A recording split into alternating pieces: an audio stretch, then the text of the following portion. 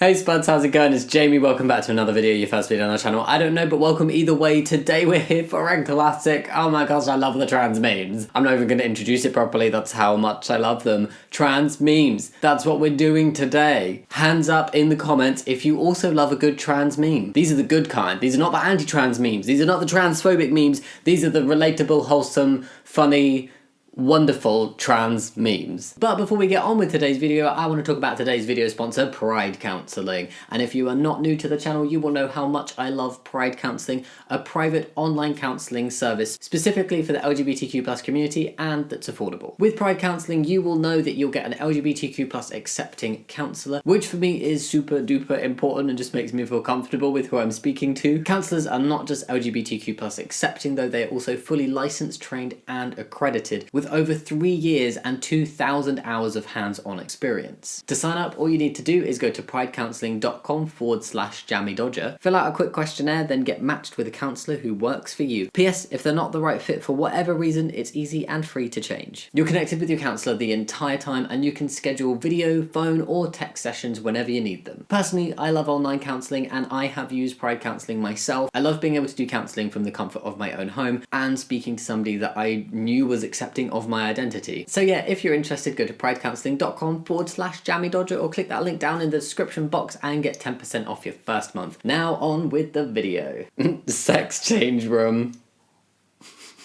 with a very, very faint uni that's just missing. You know when people say the surgery? This is where all trans people go, to the sex change room. It's a little bit outdated now, but, you know, a new sign would cost money, and trans healthcare is painfully underfunded, so we don't have the money for new signs. Trans guys, crave facial hair. Give me that beard. Testosterone. Best I can do is ass hair.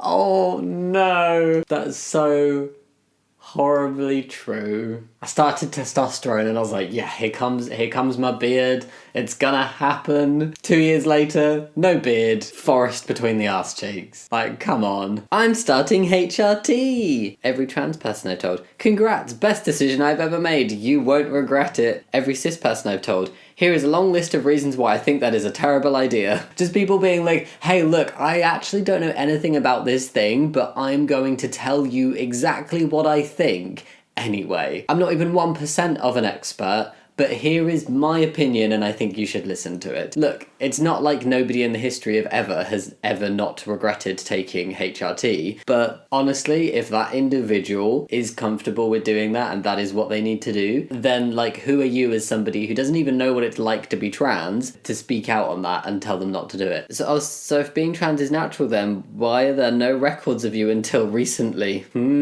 Historians to all records of trans people in history. Burn.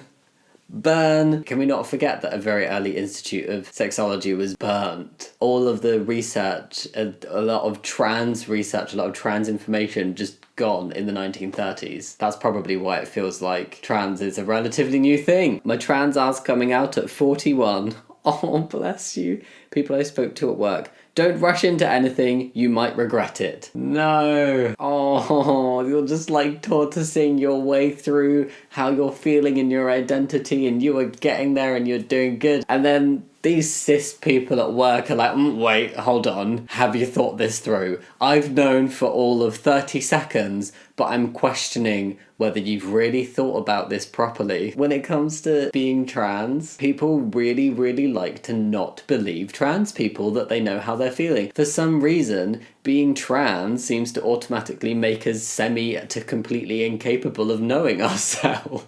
Actually, the complete opposite. Has the concept of trans rights gone too far? We've assembled this diverse panel of white cis men in bow ties to talk about being trans. Well, you see, it is diverse because every single bow tie is a different colour, slightly. And the white cis men have different suits on and different coloured hair. And look, one of them is wearing glasses. This is just so painfully accurate. Here we are on national television to debate whether trans people exist and debate whether trans rights are something that we should be pursuing in our society. Just crickets when it comes to the presence of trans people. Where are they? Oh, well, we didn't think we needed any trans people on this discussion.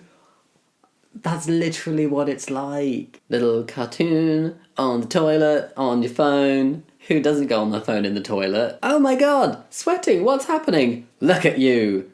Somebody's poking their head under the stall door, invading my privacy. What? Oh, that's uncomfortable. Who are you more concerned about going into a public bathroom? The trans woman who just wants to go to the toilet, or the transphobe who is so concerned about other people's genitals? Look out if you're a slightly masculine looking cis woman, because a transphobe will question you. My liberal family still misgendering me 6 years in. Oof. My 98-year-old super conservative grandma never once misgendering me. Oh, yeah, I mean, it sounds cute. Sometimes the most surprising people can be incredibly accepting. Whoever created this meme, I'm very sorry that your liberal family is still misgendering you, and I guess you maybe would have had a hope that they wouldn't be doing that because of their political views. But I'm glad you got your cute little 98-year-old grandma. People saying it's useless to transition after your 20s. It's really not. My grandmother transitioning at 60, now in her early 90s.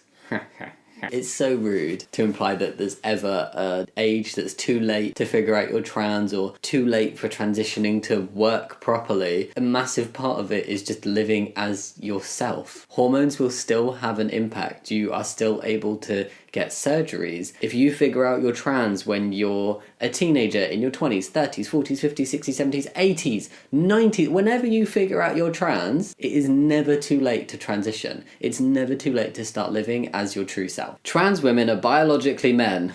Ugh. Actually, the historical and social category of sex takes into account a combination of a ton of traits which already vary within cis people and which transitioning can actually alter many of. Calling all trans women biologically men is just dishonest. No, I mean their chromosomes. Of course you do, because that's literally the only thing that can't be changed. If you define sex by chromosomes alone, which are unseeable and unimportant in everyday life, then your concept of sex as a system of social categorization and political understanding is arbitrary and useless, and there's no point in talking about it or giving it significance.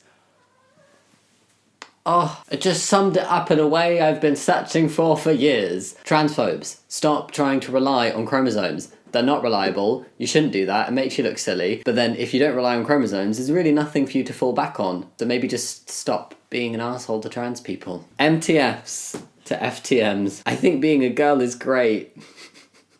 FTM saying, how can you say that without vomiting? There's so much, shared between, trans women and trans men, but then there is so much not. Just because I'm trans doesn't mean you can ask me random invasive questions like, how have you been?